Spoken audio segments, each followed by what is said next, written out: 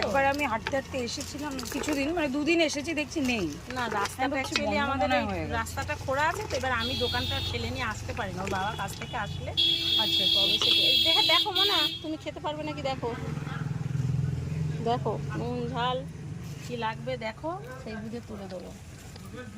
ঠিক আছে, খেতে পাচ্ছো? একটু একটু কি লাগবে? লঙ্কা, কত ঝাল খায় লঙ্কা? আমি কাঁচা লঙ্কা একটা হাতে দিচ্ছি, কামড়ে কামড়ে খাবে, ঠিক আছে? ঠিক আছে, দেবো একটা গোটা খেতে দেবো, কামড়ে কামড়ে খাবে না? ওর বাবা খোল খোল খোল খোল।